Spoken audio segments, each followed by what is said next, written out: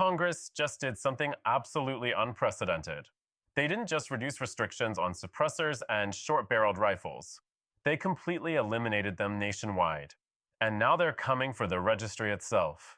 If you're not subscribed yet, hit that button right now because what happens next will shock the entire gun community. The ATF is about to lose control over millions of registered items, and the timeline for this is happening faster than anyone expected. Here's what's going down. The congressional breakthrough, The House Judiciary Committee just passed the most aggressive Second Amendment restoration bill in 90 years. This isn't another watered-down compromise or symbolic gesture that goes nowhere. The Suppressor and SB Freedom Act cleared committee with a vote of 23 to 19, which means it now heads to the full House floor where leadership has already scheduled it for a vote within the next 2 weeks. What makes this absolutely critical is that the bill doesn't just remove restrictions, it actively prohibits any federal agency from creating new regulations on these items ever again. The language is ironclad and specifically designed to prevent future administrations from reversing course. Here's what most people don't realize about the numbers. Right now, there are approximately 4.8 million registered suppressors in the United States and another 6.2 million short-barreled rifles and shotguns in the NFA registry. That's over 11 million items that Americans have paid $200 each to register, totaling more than $2 billion in tax revenue collected since 1934. But after the tax was eliminated earlier this year, registration applications exploded to over $890,000 in just the first quarter alone because people figured they might as well register for free while waiting for full deregulation.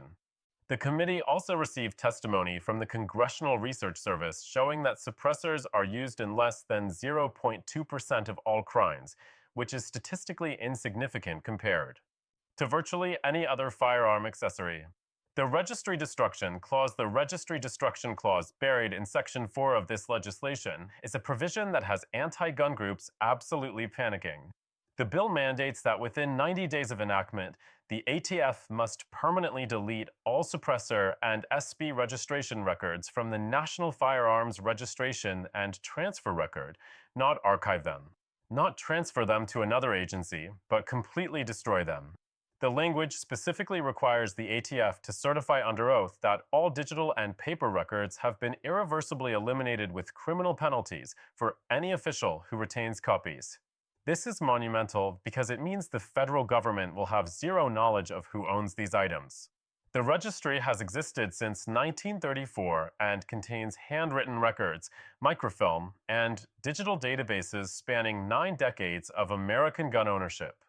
Legal experts estimate there are over 43 million individual documents associated with NFA, items currently in ATF possession.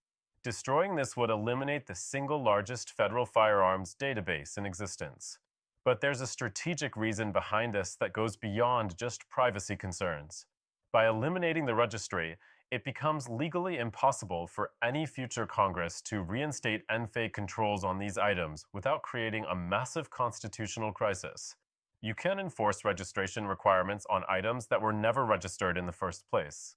However, the enforcement mechanism they're using to guarantee compliance is something that could backfire in a way most supporters haven't considered. The enforcement, hammer. The bill includes a private right of action that allows any citizen to sue federal agents who attempt to enforce NFA regulations on suppressors or SBS after the law takes effect. This means if an ATF agent tries to prosecute someone for possessing an unregistered suppressor, that person can personally sue the agent for up to $100,000 in damages plus attorney fees. This is the same legal mechanism that was used in the Texas abortion law, and it's incredibly effective because it puts individual agents at personal financial risk. Right now, there are approximately 2,600 ATF agents in the field, and legal analysts estimate this provision could generate tens of thousands of lawsuits in the first year alone. The ATF has already circulated an internal memo warning agents not to initiate any new NFA investigations on suppressors or SBS until further notice. But here's where it gets interesting. The bill also cuts ATF funding by exactly the amount they currently spend on NFA enforcement, which is roughly $47 million annually. That money gets redirected to processing tax refunds for anyone who paid the $200 NFA tax in the last 3 years. We're talking about potential refunds totaling over $400 million going back to gun owners. What almost nobody realizes, though, is how the Senate is planning to change this bill in ways that could kill it entirely. Used in crimes at a rate of less than 12 incidents per year out of millions of items in circulation. What's really happening is these senators want credit for passing something while still maintaining federal control over the existing registry. If their amendment passes in the Senate, it would force the bill back to the House for another vote, delaying implementation by months and giving opposition time to build. The vote count right now shows this compromise has exactly 51 senators supporting it, which is just enough to pass. The trump card nobody sees coming. The White House has been absolutely silent on this legislation for 3 weeks, which is extremely unusual for a bill the trump card nobody sees coming with this much attention. Normally, the administration would issue a statement of support or opposition within days of committee passage. But sources on Capitol Hill say there's been intense backdoor negotiation happening between the White House counsel's office and Senate leadership about executive implementation. Here's what's actually going on. The administration is concerned that immediate registry deletion could trigger lawsuits from states like California and New York who want to maintain their own NFA type restrictions. If the federal registry disappears, those states lose their primary enforcement tool for tracking items that cross state lines. The White House is reportedly considering a signing statement that would delay the registry destruction for up to 1 year while states adjust their laws. This would be a disaster for the bill's supporters because it keeps the registry alive and gives anti-gun groups time to challenge the law in court.